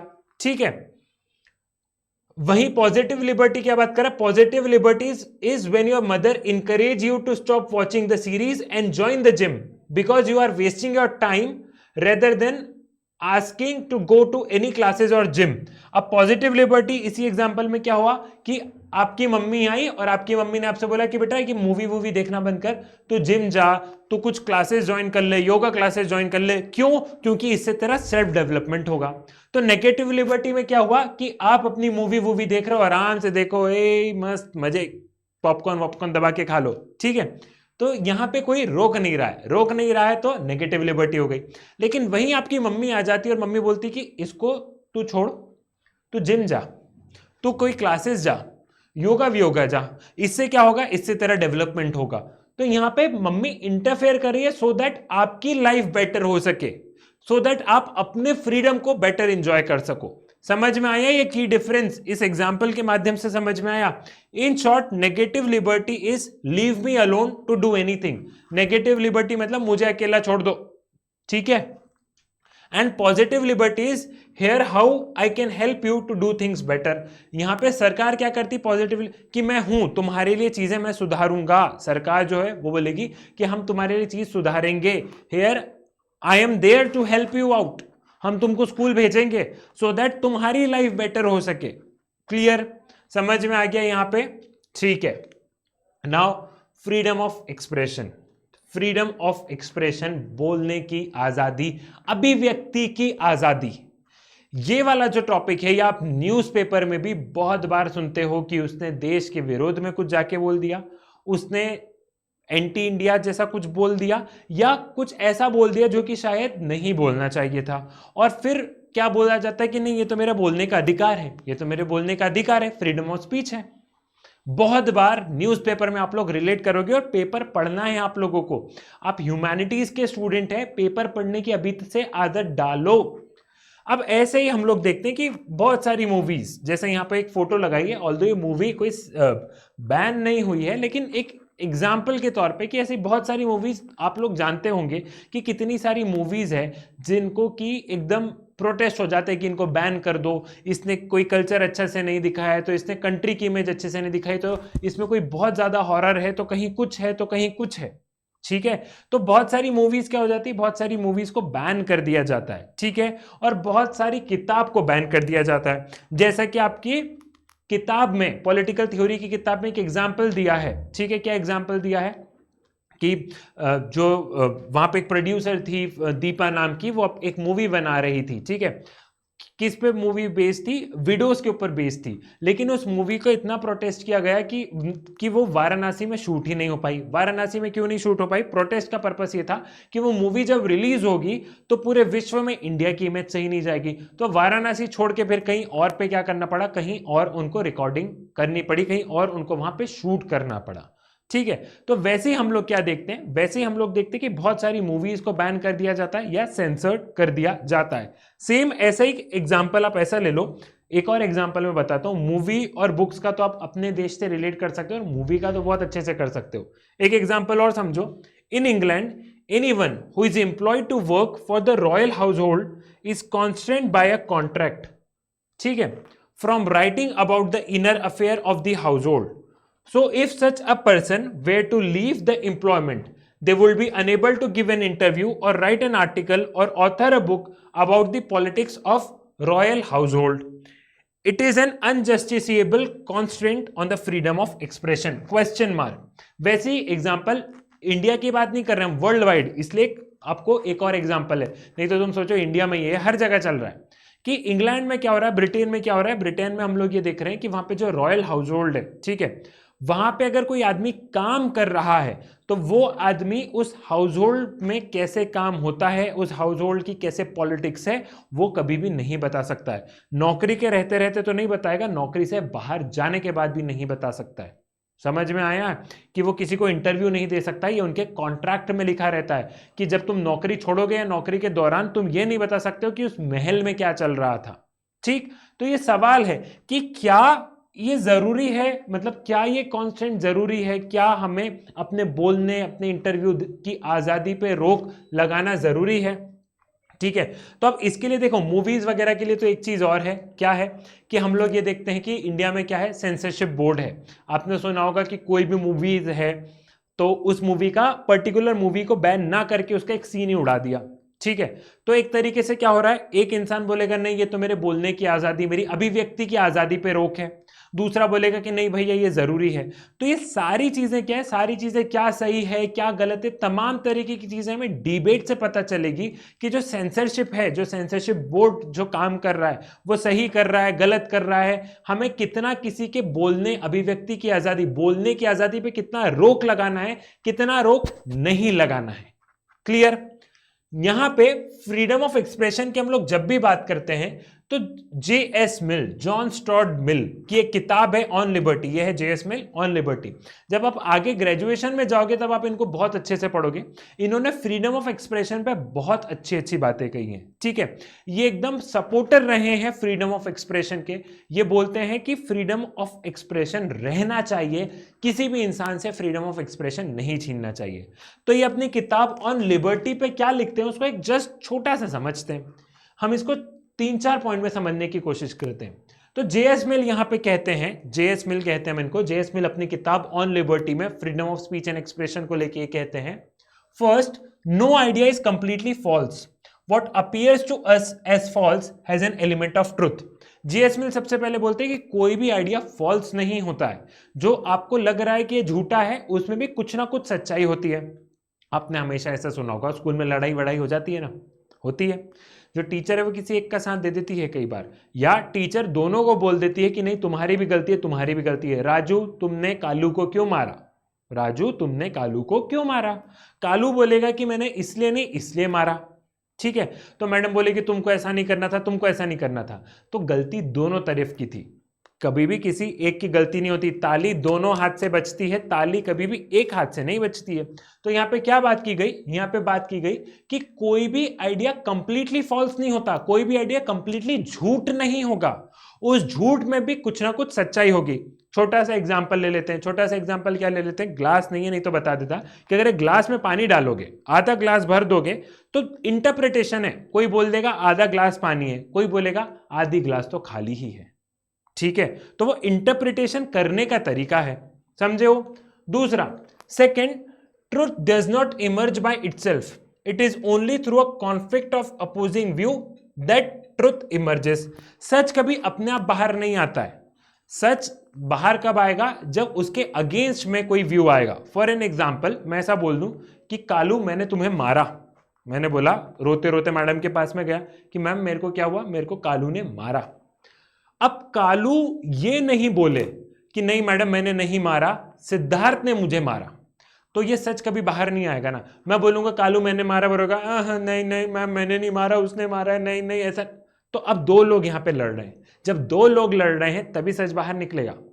तो सच कभी भी एक तरफा नहीं होता। अगर आपको ट्रुथ तक पहुंचना है, अगर आपको सच तक पहुंचना है, तो दो ओपिनियन रहेंगे और वो दोनों ओपिनियन जस्ट अपोजिट रहेंगे। एक ओपिनियन बोलेगा इधर, दूसरा ओपिनियन बोलेगा इधर, समझ रहे हो?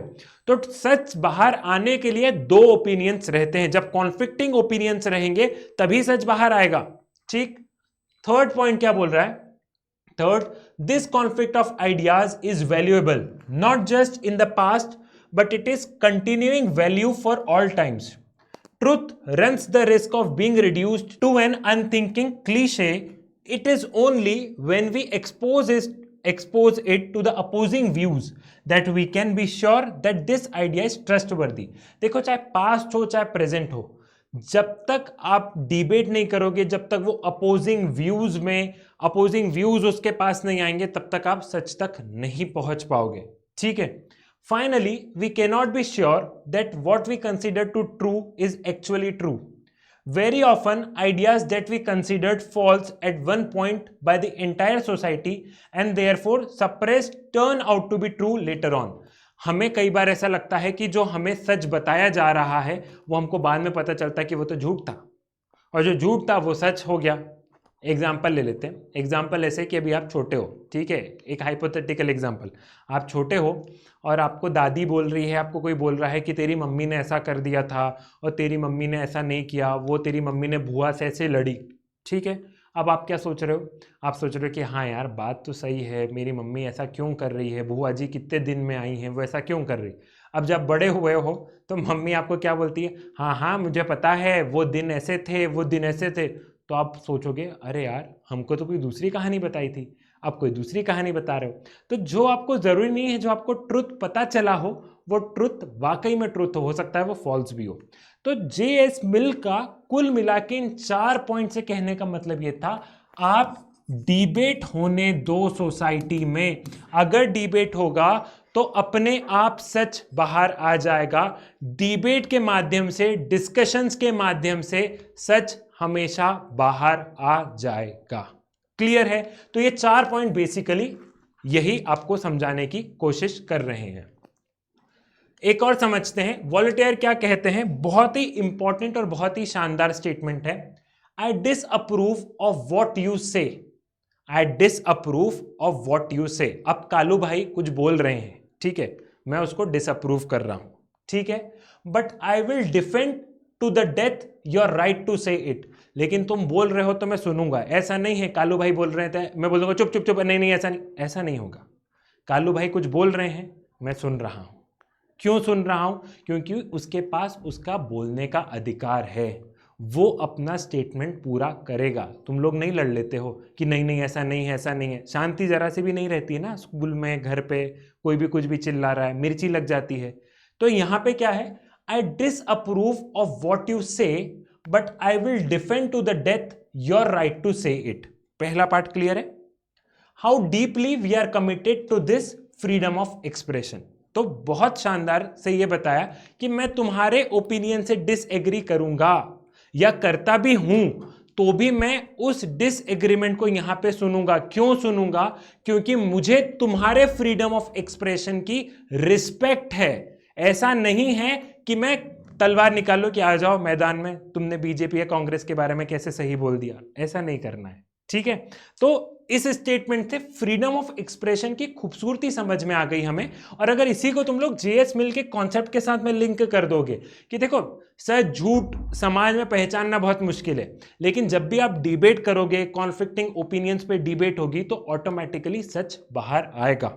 और सच हमेशा एक नहीं होता है। मैंने पहले भी बताया है कि वही ग्लास में तुम पानी डालोगे तो कोई बोल देगा क्या कि आधा ग्लास पानी दिख रहा है, दूसरा बोल देगा कि आधी ग्लास तो खाली ही है। क्लियर है? तो इसलिए ये कुछ थिंकर्स थे जिन्होंने कि फ्रीडम ऑफ एक्सप्रेशन के प्रोपोनेंट्स थे, वो इनके फेवर में थे कि चीजें, मूवी, ये सारी चीजें बैन मत करो, जो चीज चल रही है उनको चलने दो।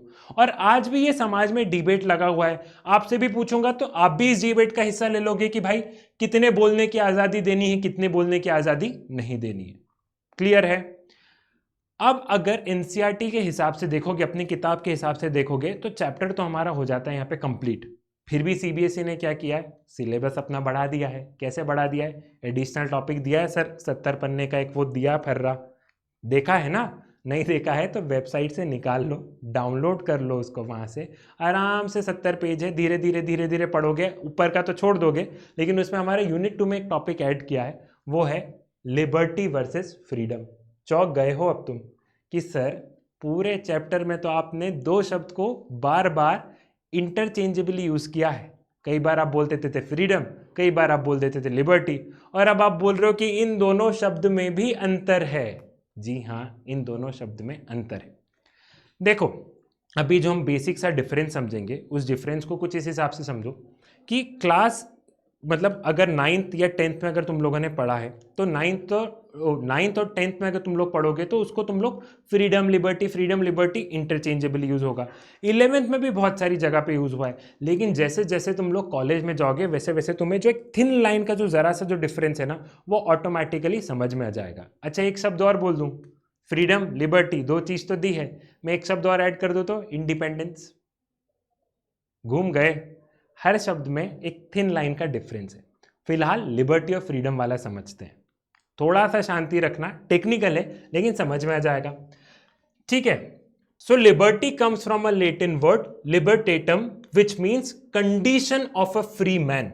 Condition of a free man, इसको मैं हाईलाइट कर रहा हूं, जरा 1 मिनट बाद अपन फिर से आएंगे, ठीक है।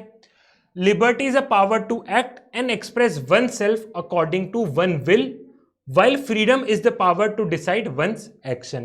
घूम गए? कोई बात नहीं, इसका एक लाइन और पढ़ो फिर पक्का। while freedoms come from an English word freedom which means state of a free will। सबसे पहले state of a free will मतलब मैं आजाद हूं, मैं आजाद हूं। ध्यान से समझना, मैं ये बोल रहा हूं कि सिद्धार्थ के पास में आजादी है, दैट इज फ्रीडम। सिद्धार्थ के पास में आजादी है, दैट इज फ्रीडम। लेकिन इस आजाद सिद्धार्थ की भी तो कुछ ना कुछ कंडीशन रहती होगी, दैट इज लिबर्टी। इस आजाद सिद्धार्थ की भी इस समाज में रह के कुछ ना कुछ नेसेसरी कंडीशंस रहती होगी, दैट इज लिबर्टी। और अच्छे से समझते हैं, फ्रीडम इतना बड़ा कॉन्सेप्ट है, लिबर्टी फ्रीडम के अंदर इतना सा कॉन्सेप्ट है बस। फ्रीडम बहुत बड़ा है कि state of a free will, हम सब आजाद हैं, तुम भी आजाद हो, मैं भी आजाद हूं, हमारा देश भी आजाद है, हम सब आजाद हैं। लेकिन इन आजाद लोगों की भी तो कुछ कंडीशन होगी ना इस समाज में, वो है लिबर्टी। और फ्रीडम क्या है? तुम आजाद हो, state of a free will. समझ में आया? Freedom is a more concrete concept than liberty. Freedom जो है वो मोर कंक्रीट कॉन्सेप्ट है, बड़ा है, कंक्रीट है, than liberty, which is more associated with an individual connection with the state rather than with other individual and circumstances। State guarantees freedom, through liberty it guarantees to its citizen। कुछ इस तरीके से समझो तुम इसको कि समय के अनुसार चीजें बदलती है। जैसे ऐसा समझो कि मैं अपनी फोटो लगा देता, एक पुरानी फोटो लगा देता बचपन की, और एक अभी का तुम सिद्धार्थ देख रहे हो, ठीक है। अगर अब दो फोटो लगी रहती तो मैं बोलता कि ये भी सिद्धार्थ है और ये भी सिद्धार्थ है, दिखने में तो सेम है लेकिन फिर भी कुछ तो अलग है ना। तो वो जो छोटा वाला जो सिद्धार्थ था वो लिबर्टी थी, बड़ा वाला जो सिद्धार्थ है वो क्या है, वो हो गया है, वो ये सिद्धार्थ है जो तुम्हें दिख रहा है, जो पढ़ा रहा है, ठीक है। तुम क्या सोचते लग गए हो, ठीक। इतना समझ में आई, ये इतना सा एक बारीक सा थिन लाइन का डिफरेंस है, लेकिन हम इसे क्या करते हैं, हम इसे सिनोनिमसली यूज करते रहते हैं, कभी लिबर्टी बोल देते हैं, कभी फ्रीडम बोल देते हैं। क्लियर, ठीक है। Liberty a condition of a free man, power to act, free to do something. Freedom state of a free will, power to decide, free from something. Condition of a free man, मेरी condition, मुझे क्या करना है क्या नहीं करना है समाज में, जो मेरी कंडीशन है, ठीक है। पावर टू एक्ट, मुझे पता है कि मैं अगर मैं फ्री हूं तो फ्री इंसान की भी कुछ कुछ कंडीशन है। जैसे हम freedom of speech and expression में बात कर रहे थे कि तुम ये नहीं बोल सकते हो, तुम ये नहीं बोल सकते हो, तुम ये नहीं बोल सकते हो, देश के विरुद्ध जाके बात नहीं कर सकते हो, अंदर पकड़ अंदर डाल देंगे, ठीक है। तो एक फ्री इंसान की क्या कंडीशन है वो लिबर्टी हमें तय करेगा। फ्री टू डू समथिंग, तुम ये जो कंडीशन है, ये जो 4-5 है कि गाड़ी चलाओगे तो सिग्नल फॉलो कर लेना, सीट बेल्ट लगा देना, अपशब्द मत बोलना, ये मत करना, इसके अलावा तुम फ्री हो। और नेसेसरी कांस्टेंट क्यों लगाए थे हमने, नेसेसरी कांस्टेंट इसलिए लगाए थे ताकि समाज में स्टेबिलिटी रहे, ये मैं बता चुका हूं। बिना रेस्ट्रिक्शन के तो समाज चल ही नहीं सकता है, देश चल ही नहीं सकता है। नाना मामा भुआ सब आ जाएंगे प्रॉपर्टी हथियाने, अगर क्या हुआ, अगर कांस्टेंट नहीं लगाए तो। और फ्रीडम क्या हो गया, फ्रीडम में है कि स्टेट ऑफ फ्री विल, आप आजाद हो, आप फ्री फ्रॉम समथिंग, आपके ऊपर किसी का कंट्रोल नहीं है, अंग्रेज गए, आप आजाद हो, फ्री फ्रॉम समथिंग, ठीक है। आप इस देश में रह रहे हो, आप आजाद हो, फ्री टू डू, करो जो करना है वो करो। बस ये इतना सा यहां पे थिन लाइन का डिफरेंस हमें देखने को मिल रहा है, ठीक है। The common feature between the two concept is that both remain unconstrained, which means that their realization is free from any constraint. Further, both follow rightful or ethical conformity in terms of their realization. क्या बोल दिया sir इतनी भारी भारी line. देखो, freedom जो है, एक बात करो, जो लिबर्टी है, लिबर्टी को आप इंजॉय एथिकल वे में ही कर पाओगे, free to do something, free to do या condition of a free man, sorry a condition of a free man, आपको जो भी करना है तो आप एथिकली वो चीज करोगे। और फ्रीडम में देखा जाए तो फ्रीडम यहाँ पे एथिकली बात कर रहा है, लेकिन आप फ्रीडम मतलब तुमको आजादी है तो उसमें तुम अनएथिकल हो सकता है फ्रीडम, लेकिन लिबर्टी हमेशा एथिकल ही रहेगा। क्लियर है, समझ में आया यहां तक, ठीक। नेक्स्ट, और इसी के साथ अब चैप्टर कंप्लीट हो ही गया है, तो एक बहुत अच्छे से कंक्लूजन के साथ में, इतना तुमने आज़ादी आज़ादी आज़ादी सुना है, अपने को निकल नहीं जाना है। सबसे मज़ेदार बात क्या हुई थी जब मैंने ये बताया था तुमको कि लिबरलिज्म क्या बोलता है, मैं फिर से उस बात पे आ रहा हूँ। लिबरलिज्म क्या बोलता है कि अपनी मर्जी से जाके शादी कर लो, हम तुम्हें नहीं रोकेंगे, ठीक है, निब्बा निब्बी नहीं। लेकिन conclusion, we have now come to realize that freedom embodies our capacity and our ability to make choices, and when we make choices we have also to accept responsibility for our actions and their consequences. बहुत अच्छी बात है, freedom हमें options देता है कि हमारे पास में बहुत सारे चॉइसेस हैं, लेकिन जब भी आप कोई भी अपनी चॉइसेस को एक्सरसाइज करते हो, जब भी आप अपना कोई एक्शन करते हो, जब भी आप कुछ अपना काम करते हो, तो freedom come with the responsibility. एक और इसी में बात को एक्सटेंड करते हुए, अगर हमारे देश को आज़ादी मिली, हम हमारे फ्रीडम स्ट्रगल पे 2 मिनट चले जाते हैं, हमारे देश को आज़ादी मिली, हमारे लीडर जो थे वो इस इंडियन नेशनल मूवमेंट में और ये तमाम तरीके के जो मूवमेंट थे उन सब में पार्टिसिपेट किया, तो वो आज़ादी एक रिस्पॉन्सिबिलिटी के साथ में मिली। कौन सी रिस्पॉन्सिबिलिटी, कि देश आगे बढ़ाना है, देश आगे बढ़ाना है, देश को डेवलप करना है, नहीं करा तो फिर से कभी ना कभी गुलाम हो जाएंगे। तो वैसे ही अगर तुम्हें फ्रीडम मिल रही है कि तुम्हें जो करना है वो करो, जैसा करना है वो करो, जीवन में जो करना है वो करो, तो एक सेंस ऑफ रिस्पॉन्सिबिलिटी भी तुम में है कि जो भी करोगे एथिकल वे में करना है, गलत रास्ते पर नहीं जाना है। So it's all about freedom. Again वही चैप्टर टॉपिक ऐसा है कि डिबेट करते रहेंगे तो चलती चली जाएगी, लेकिन आई होप आपको एक क्लियर अंडरस्टैंडिंग लग गई है कि कितने कॉन्स्टेंट्स होने चाहिए, कितने नहीं होने चाहिए, और फ्रीडम के क्या क्या मतलब है। सो इसी के साथ signing off, Siddharth Patel. Thank you very much.